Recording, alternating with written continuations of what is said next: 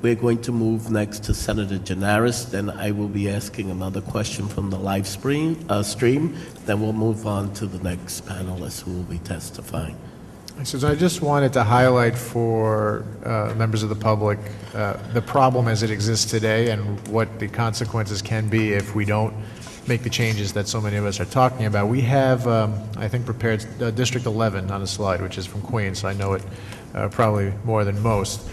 This is now Senator Avella's district, was formerly Senator Padvan's district. And if you look up at the top, there's a point at which the district is only contiguous when it's at low tide. In other words, they need the water to be flowing out in order for it to be a contiguous district. And it was drawn 10 years ago by the same Senate majority we have today, but at the time it was represented by a Republican.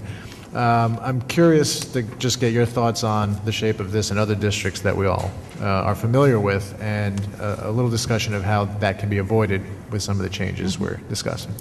Well, I mean, this is a famous district, and, you know, I want to balance what I say, that we can't always just look at the shape of a district and say, that doesn't make any sense. But in this instance, what we do see is a deliberate carve-out that is driven by demographic factors.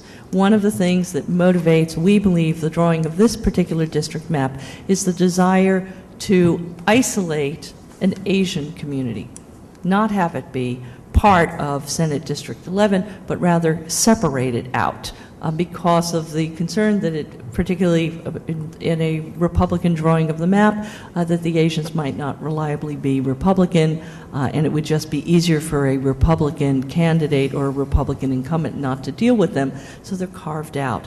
And that's one of the reasons for the peculiar shape of this district, and one of the reasons why we're concerned about it. Okay, thank you. I have one more comment on this map. Yeah, what you see here is, if you were to look at the land use of this map, is kind of a carving out of suburban type areas and versus urban areas like downtown Flushing. Okay, thank you. From the live stream blog, we have a question from Christy. The question is, what is the difference between the Senate's bill and the governor's bill? The answer that I would have to that is that the governor's bill is very similar to the Senate's bill. It includes different criteria and timetable, and the governor's bill was introduced more recently and works with the excellent foundation in Senator Gianaris's bill with small portions and components of my own bill, which is the program bill that the senator submitted to the legislature. If anyone else would like to comment on that question, they can do so now. No? Okay. I'd like to say thank you very much for your participation today and your testimony. Thank you. Thank you, and just I'd like to put in a plug. Many of you are New York representatives, and you'll be home in the district tomorrow.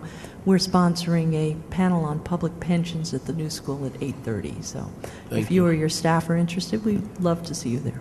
Thank you. As you're stepping away, I'd just like to mention that we do have Jeff Weiss, our legal counsel, Senate Democratic counsel to redistricting. We also have some staff members. We have John Flateau, and we have Andre Ledesma, who's the Director of Redistricting for the Senate. And if we can be of any help to you or any of the advocate groups so we can work together, we look forward to that. Is Mr. Dick Dady available?